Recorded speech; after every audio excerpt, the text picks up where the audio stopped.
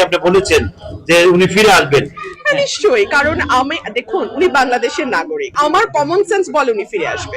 আমি ছাত্র শিবিরেরও না, ছাত্র দলেরও না, এটা নিয়ে আমার কোনো বক্তব্য নাই। এটা দেশের আইন শৃঙ্খলার যে নাজুক পরিস্থিতি সেটাকে ইন্ডিকেট করে। আজকাল তো গণমাধ্যম কেবল 26টা চ্যানেল নয়, আজকাল প্রত্যেকের হাতেই গণমাধ্যম আছে, যে যে শুনতে চায় তারা শুনতে পারবে। এভাবে তো আসলে কারো বক্তব্য প্রচার বন্ধ রাখা যায় না। আমরা শেখ হাসিনার আমলে দেখেছি যে জনাব তারেক রহমানের বক্তব্য প্রচার নিষিদ্ধ ছিল এবং সেটা কোর্টের আদেশ দিয়ে নিষিদ্ধ ছিল। সেটা যদি গণতন্ত্র না হয় তাহলে এটাই বা কি করে গণতন্ত্র হয়? দেখেন না রুমিন ফারহানা যে কথা কিয়ামত করলো না মোটামুটি একটাই অ্যাকশন মার হাবা গো। আর কথা কইস না বাবা, অতলা কথা কইস না। যৌক্তিক দাবি আদায়ের লড়াই, হক কথা বলতে গেলে হিম্মত লাগে। আপনি যে কোনো দল করেন হিম্মত রাখবেন, সম্মান পাবেন। কথা কোন ঠিকই, তেলবাজি চলবে না, তেলবাজি। রবীন ফারহানা কইছে যে সারা দেশে আমার ব্রাহ্মণবাড়িয়ার গ্যাস সারা দেশে পা, তার আগে ব্রাহ্মণবাড়িয়া পায় না কেন? এটা যৌক্তিক দাবি, কথা বলেন ঠিক না বেটি? যাক, এটা আমার মকসুদ না। মকসুদ হলো আওয়াজ জোরে করতে হইব। আপনি যদি গাঞ্জা খাওয়ার সময় কোন বিসমিল্লাহ কাম হইব, ইমান কি হয়ে যাবে? হারামে কোনো আরাম? হারামে কি আরাম আছে? সুৎখোর।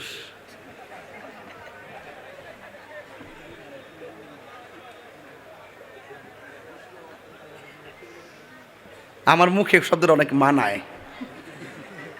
কি হবে বেঁচে থেকে, কি হবে বেঁচে থেকে? চলবো এই পেকুয়ার মানুষ চলবো, এই রাজাকালী মানুষ চলবো, এই চক্রিয়ার বাবারা চলবে। কি হবে বেঁচে থেকে? অযথা বিদ্যা শিখে যদি না গড়তে পারি সুদ মুক্ত সমাজটাকে। কথা কন ঠিক না? কি হবে বেঁচে থেকে? অযথা বিদ্যা শিখে যদি না গড়তে পারি মাদক মুক্ত সমাজটাকে। কি হবে আলেম হয়ে বক্তা হয়ে পিসা বয়ে সমাজেতে যদি না হক কথা উচ্চ সুরে না বলিতে। সবার হাত তো ওঠে নাই, এইভাবে দিবেন ঠিক। আর মনে মনে নিয়ত করবেন যে সুদ করে সাফারাত দিতেছেন, এইভাবে দিবেন ঠিক। পারবেন না আপনারা ইনশাল্লাহ? কি হবে আলেম হয়ে ইমাম সাজে সমাজে যদি না হক কথা উচ্চ সুরে না বলিতে। চাকরি বই করহ যদি ছেড়ে দাওয়াই না গদি, চাকরি বই করহ যদি ছেড়ে দাওয়াই না গদি। কি হবে ধোঁকা দিয়ে আল্লাহকে, কি হবে ধোঁকা দিয়ে আল্লাহকে? কি হবে বেঁচে থেকে? অযথা বিদ্যা শিখে যদি না গড়তে পারি মাদক মুক্ত সমাজটাকে।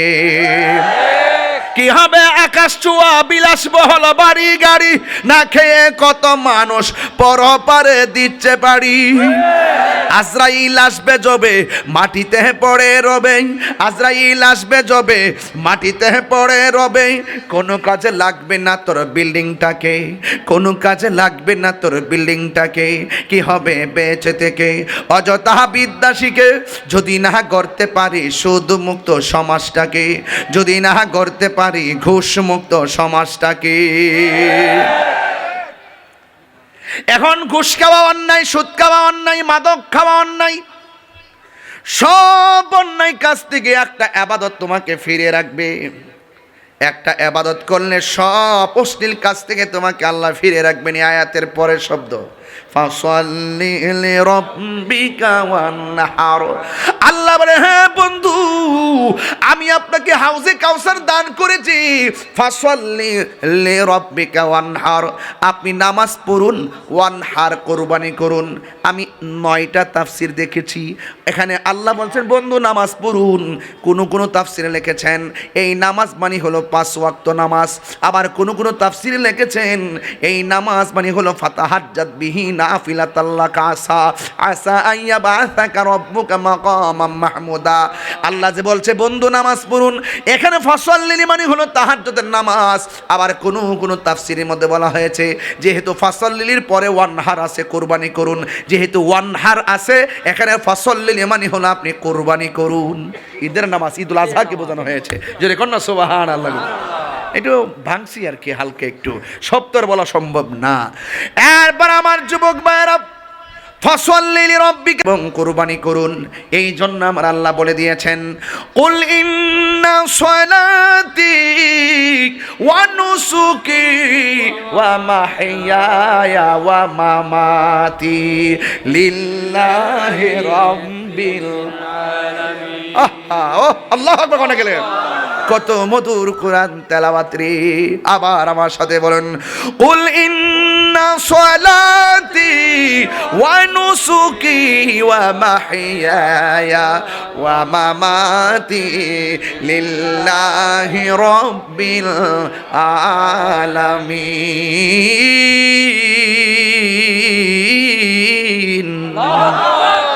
আল্লাহ রাব্বুল আলামিন বলেন, হে বন্ধু আপনি বলে দিন, আল্লাহর হাবিব বলেন, আমার নামাজ, আমার কুরবানি, আমার জীবন, আমার চলে যাওয়া একজনের জন্য। জবানটা খুলে বলুন তিনি কে? নামাজের দরকার আছে না নাই? আর জোরে বলুন, নামাজের দরকার আছে না নাই? আজান হলে মসজিদে যাওয়ার দরকার আছে না নাই? হ্যাঁ বন্ধুগণ, নামাজ পড়ে মানুষ জান্নাতে যাবে, আবার নামাজ পড়ে মানুষ দুজুকে যাবে। আমিলাতুন নাসিবাতুন তাসলা নারান হামিয়া, গাট্টি গাট্টি পরিমাণ আমল করে দুজুকের মধ্যে যাবে, একমাত্র নামাজের ব্যাপারে উদাসীন হওয়ার কারণে, লোক দেখানো নামাজি পড়ার কারণে। নামাজ পড়ব একজনকে সন্তুষ্ট করার জন্যে, জবান খুলে বলুন তিনি কে? ওয়া ইলাহুকুম ইলাহু ওয়াহিদুন লা ইলাহা ইল্লাহু আর রহমানুর রহিম। আমাদের রব হলো একজন, আমরা আল্লাহ ছাড়া কাউকে সিজদা করি না। নাকটা লাগাই তার তিবের সাথে, এরপরে কপালটা লাগাই কার কদমে, সুবহান রাব্বিয়াল আলা।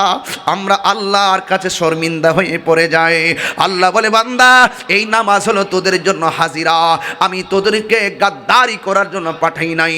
ওয়ামা খালাকুতুল জিন্না ওয়াল ইনসা ইল্লা লিয়াবুদুন, আমি মানুষ এবং জিন জাতিকে সৃষ্টি করেছি একমাত্র আমি আল্লাহর গোলামি করার জন্য। লিয়াবুদুন মানে হলো লিয়ারিফুন, আমি আল্লাহকে জানার জন্যে, আমি আল্লাহকে বোঝার জন্যে। ওয়ায়াতাফাক্কারুনা ফি খালকিস সামাওয়াতি ওয়াল আরদ, আসমান এবং জমিনে যা আছে রে সব দেখে দেখে তোমরা আমি আল্লাহকে গবেষণা করো। আমি আল্লাহ রাত্র বানাইছি, আকাশের মধ্যে চাঁদ দিয়েছি, রাত্র বানাইছি তোমাদেরকে বিশ্রামের জন্যে, দিন বানাইছি আমি আল্লাহ তোমাকে চলার জন্যে। আমি আল্লাহ সুন্দর জমিন বানাইছি তোমাকে চলার জন্যে, আসমান বানাইয়া তোমাকে উপযুক্ত করে দিলাম, আসমান থেকে বৃষ্টি পাঠাইয়া তোমাদের ভূমিগুলাকে, জমিনগুলাকে আমি উর্বর করে দিয়েছি, যেন তোমরা ফসল ফলিয়ে সুন্দর করে খেতে পারো। আল্লাহ রাব্বুল আলামিন বলতেছেন, নামাজ শেষ হওয়ার পর ফান্তাশিরু ফিল আরদি, তোমরা জমিনে ছড়িয়ে পড়ো, রুজি রোজগার করো, খাওয়া দাওয়া করো। মাঝে মাঝে আইসা 5টা বার সেজদা দিয়া কইবি রে, ও আল্লাহ তুমি আমার রব, আমি তোমার বান্দা।